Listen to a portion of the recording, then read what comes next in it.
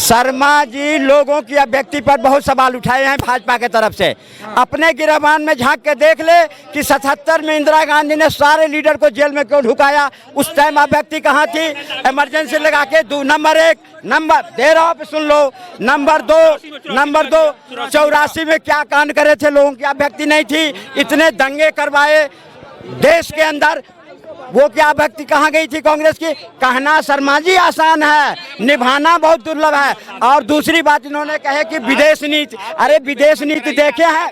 विदेश नीति देखे हैं मनमोहन सिंह के? मुद्दा क्या जो यही नवाज शरीफ ने कहा था हिंदुस्तान के प्रधानमंत्री औरतों जैसी बात करती है, और तो और यही राहुल गांधी जी हैं जो आसाराम बापू ने सिर्फ एक बार बोल दिया कि राहुल गांधी को तो पप्पू कह दो। आज बेचारा जोधपुर जेल में सड़ रहा है। कहाँ अभिव्यक्ति कांग्रेस की बात कर रहे हो आप? किस जेल में सड़ रहा है? गिरफ्तार किसने करा था?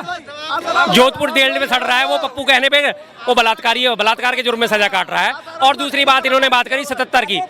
सुनिए 77 की बात करी, पूरी तरह 100% सहमत हूँ। इंदिरा गांधी जी का कदम था, गलत कदम था, उन्होंने इमरजेंसी लगाई, लेकिन सीना ठोक के लगाई ना। मैं इमरजेंसी लगा रही हूँ, घोषित आपातकाल तो नहीं लगाया था।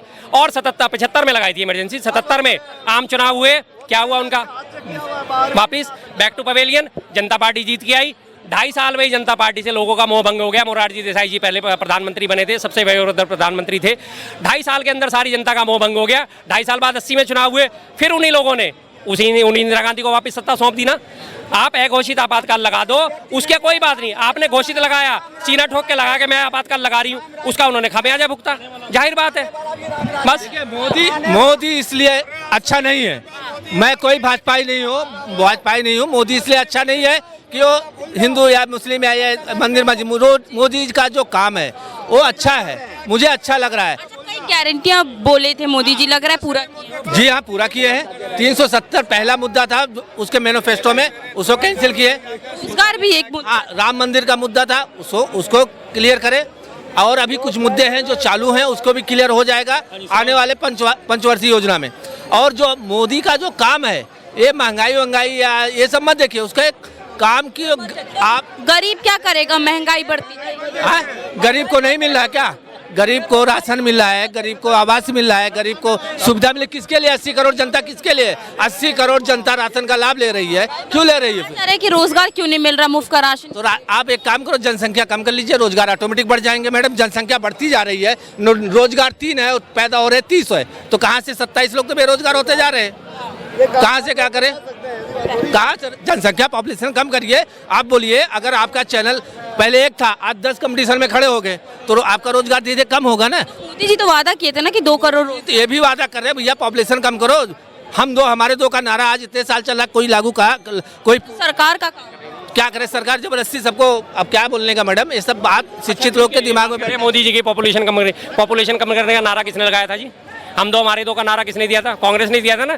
जिसे आज ये उल्टा घुमा के कहते हैं अरे नसबंदी करा दी, नसबंदी कर दी, हाय नसबंदी करा दी, हाय नसबंदी करा दी। क्यों भाई? और दूसरी बात, जनसंख्या बढ़ रही है तो कामकाजी हाथ भी तो बढ़ रहे हैं, कामकाजी लेबर भी तो आपके पास बढ़ रही है। आप सारे के सारे खाली थोड़ी बैठे हो, आप उनके लिए जनरेट तो करो रोजगार जनरेट करोगे तभी तो उन्हें रोजगार मिलेगा। रोजगार जनरेट करने के नाम पे क्या है मोदी जी के पास? एक नई फैक्ट्री खोली हो तो बताओ। सुनिए भाई साहब, सुनते रहिए। अब आप PSU होते हैं, पब्लिक सेक्टर यूनिट में हजारों लाखों लोगों को रोजगार मिलता है। एक नई पब्लिक सेक्टर यूनिट आप बता दो कि मोदी जी के 10 साल में खुली हो? है कोई ऐसी एक नया यूनिट, एक नया कोई? देखिए, मोदी जी फैक्ट्री नहीं खोलेंगे, मोदी जी बिजनेसमैन को अवसर देंगे। जैसे अभी बड़े बिजनेसमैन हैं, टाटा का प्लांट, रोजगार का क्या? रिलायंस का देश में और प्लांट नहीं बैठे। आपके नोएडा सेक्टर में चले जाओ, नोएडा सेक्टर 69 3 कंपनी। मोदी जी ने काम करा के टाटा को वापस दे दी। टाटा जी ने दोबारा खरीद ली विस्तारा। आज विस्तारा में हड़ताल हुई पड़ी है। क्या हुआ है? 3 गुने, 4 गुने, 5 गुने, 6 गुने तक किराए पहुंच गए, हवाई किराए। विस्तारा में हड़ताल होने की वजह से। नीति की गलती किसकी? जब तक वो चल रही थी एयर इंडिया क्यों बेचा था भाई? सही चल रही थी ना, क्या खराबी थी? और रही बात रोजगार की, आदमी बढ़ रहे हैं तो रोजगार बढ़ाना तो सरकार का ही काम है। सरकार ही तो देखेगी। सरकार को चुन के किस लिए लाए थे? आपने तो वादा 2 करोड़ प्रतिवर्ष देने का करा था। आप पूरे 10 साल में 2 करोड़ दे पाए हो? 2 करोड़ छोड़ो, 20 लाख दे पाए हो? 20 लाख भी आप कॉलर खड़े करके गिना सको तो बात है कि हमने 20 लाख रोजगार दे दिए है। आपने सरकारी पदों में, केंद्रीय उसमें केंद्र सरकार में आपने 3 लाख पद खत्म कर दिए, रेलवे में आपने 3 लाख पद खत्म कर दिए, और सेना में आपने 2 लाख पद खत्म कर दिए, सीधे सीधे 9 लाख पद 11 लाख पद तो यही है। पीएसयू में आपने 3 लाख पद खत्म कर दिए, देने के बदले आप उल्टा कम करते जा रहे हो। हर जगह आपको दिखेगा ठेकेदारी। रेलवे में गैंगमैन होते थे, पटरियों का काम करते थे, परमानेंट होते थे, उनके कम से कम आजीवन उनको सिक्योरिटी मिलती। आज वो काम कहाँ है? ठेकेदारी पे। हर जगह ठेकेदारी प्रथा को आगे उन्होंने बढ़ा दिया। परमानेंट रोजगार क्यों नहीं देते? आपने 150 लाख करोड़ का कर्जा भी कर लिया, आप किसी को परमानेंट रोजगार भी नहीं दे पा रहे, आप पुरानी पेंशन स्कीम बहाल नहीं कर पा रहे, आप फौजियों को उनका हक नहीं दे पा रहे। 1 रैंक 1 पेंशन की बात वो करते हैं, उन्हें कहते हो तुम तो देशद्रोही हो, जिन्होंने पूरा जिंदगी अपनी खपा दी सेना में और उन्होंने देश के लिए अपनी, आज उन्हें कहते हो देशद्रोही है। पहलवान बहन बेटी मांगे कौन सी दी बता दो? इतना ज्यादा सुविधाएं है, आप पता करिए कोई सुविधा के लिए जो सुविधाएं आप पता सब आधुनिक सुविधाएं जितनी हैं हर देशों में आपको सैनिकों को मिलेगा। सैनिकों को पहले जितने हाँ मिल रहा है, मिल है हर चीज का डेवलपमेंट, उनको शस्त्र में ले लीजिए या उनके सैलरी में ले लीजिए या उनके खान पान में लीजिए, हर चीज में सुधार हुआ है। ऐसा नहीं कि पहले इसी सैनिक रही है। उनके लिए आपने जो 1 रैंक 1 पेंशन की वो बात करते लगातार, सुनो भाई साहब सुनो, नया नीति लागू हुआ तो नहीं नया कैसे? 1 रैंक 1 पेंशन की वो बात करते हैं, ओल्ड पेंशन स्कीम की वो बात करते हैं, क्यों नहीं दी जा रही उन्हें? उस पे कहते तो खजाने में जोर पड़ेगा। तो भाई ये 150 लाख करोड़ का कर्जा ला कर रहे हो, कर क्या रहे हो 150 लाख करोड़ से तुम?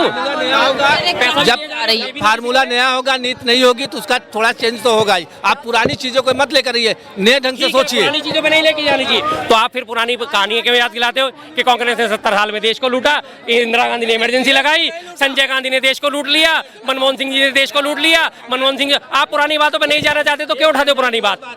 पुरानी बातें क्यों लाते हैं? ये कहना गलत बात है, ये कहना गलत बात है कांग्रेस ने देश को लूटा, ये कहना गलत बात है कांग्रेस ने देश को लूटा। हाँ, जितने स्पीड में डेवलपमेंट मोदी सरकार में 10 साल में की है वो स्पीड उनके अंदर नहीं थी, इसलिए मोदी 10 साल में ज्यादा। जी हाँ, 10 साल में अच्छे काम हुए हैं, इसलिए मोदी को लोग लाइक करते हैं। और आने वाले समय में अभी उनके टक्कर में कोई नेता नहीं जो उनका फेस टू फेस सामना कर ले। 10 साल में ज्यादा करी, आज का चल रहा है 2024 और ये पुरानी बात उठानी नहीं चाहिए इनके हिसाब से। मोदी जी कहाँ पहुंच गए? कांग्रेस का मैनिफेस्टो देखते ही मुस्लिम लीग, आज से 75-77 साल पहले मुस्लिम लीग, जो 1942 में जिसने बंगाल में मुस्लिम लीग ने हिंदू महासभा के साथ मिलकर सरकार बनाई थी, आज उन्होंने 1942 के बाद आज ये याद आ रही है मुस्लिम लीग। फिर कहते हो कि पुरानी बातें याद मत करो, पुरानी बातें तो खोदते आप हो, बार बार आप नेहरू जी को कोसते हो, बार बार आप इंदिरा जी को कोसते हो। आपको याद है मोदी जी का बयान, इंदिरा जी ने समय रहते अगर नोटबंदी करी होती तो आज ये देश देखने को हालत नहीं मिलती। अरे भैया उस टाइम कौन सी नोटबंदी? इंदिरा गांधी जी ने फायदा, अभी आपको सुनो बताता हूँ फायदा क्या हुआ। सुनो पहले नोटबंदी से फायदे सुन लो, नोटबंदी से फायदे सुन लो, बता दे क्या फायदा हुआ? नोटबंदी से फायदा हुआ, हमारे जो पड़ोसी देश का धंधा चल रहा था वो बेचारे कंगाल हो गए। 2014 से पाकिस्तान कटोरा लेकर घूम रहा है, उसका मेन कारण नोटबंदी है। पहले यही बांग्लादेश नेपाल के उसी देश कंगाल हो गए। नहीं पूरा बात सुनो, बांग्लादेश नेपाल के रास्ते जाली करेंसी आती थी और इंडिया में चलती थी, आज वो सब ब्लैक लिस्ट में डाल दी गई, वो सब करेंसी जला दी गई, तो उससे डेवलपमेंट हुआ देश का। और पड़ोसी देश कंगाल, पड़ोसी देश के कंगाल की बात करनी है, करेंसी की बात करें कि नोटबंदी से ही फायदा हुआ। नोटबंदी में उस वक्त जब हमारे नोटबंदी हुई 2016 में करीब 18 लाख करोड़ के नोट जो है प्रचलन में थे, 500 के और 1000 के, जिनको उन्होंने बंद करा। और अभी पिछले हफ्ते ही उनका जस्टिस बीवी नागरत्ना जी का बयान आया था, सुप्रीम कोर्ट की जज हैं, कि नोटबंदी किसी किस्म से कोई भी फायदेमंद नहीं। 98.7% नोट जो है वापस सर्कुलेशन में आ गए। तो भाई साहब बचे कितने? मात्र 1.3%। 1.3% से आप मान लोगे कि आपने सब कुछ अचीव कर लिया, और वो 1.3% से ज़्यादा का खर्चा आपने नए नोट छापने में कर दिया, जो नए 500 के नोट छापे उनमें छापने में कर दिया, जो नए 2000 के नोट छापे थे उनमें कर दिया, 1.3 से भी ज़्यादा खर्चा उसमें कर दिया, और पूरे देश को जो बर्बाद करा वो अलग है। सारी दुनिया अपना सारा काम धंधा छोड़ के, बिल्कुल सारा अपना काम धंधा छोड़ के लाइनों में लगे हुए थे। रही बात पाकिस्तान की, इनको बड़ा आ रहा है कि पाकिस्तान कंगाल हो गया। पाकिस्तान कंगाल किस वजह से हुआ? अपने आर्थिक हालातों की वजह से, विदेशी कर्जे की वजह से। आज पाकिस्तान के ऊपर उसकी जीडीपी से 3 से 4 गुना ज़्यादा विदेशी कर्ज चढ़ा हुआ है, जिसके पीछे पीछे हमारा इंडिया भी भाग रहा है। हमारी इंडिया की जीडीपी इस वक्त करीब 3.25 ट्रिलियन है। अरे भाई साहब सुन लो बात को, 3.25 ट्रिलियन है। 275 लाख करोड़ की जिसे कहा जाता है 275 लाख करोड़ की जीडीपी, उस 275 लाख करोड़ में से 205 लाख करोड़ का विदेशी कर्जा आज हमारे भारत के ऊपर चढ़ चुका है, जिसे कह रहे हैं पाकिस्तान के हालात हमारी वजह से खराब नहीं, उसकी अपनी गलतियों की वजह से खराब हुई है। दुनिया भर में उसने कटोरा फैला के हाथ फैलाया। भाई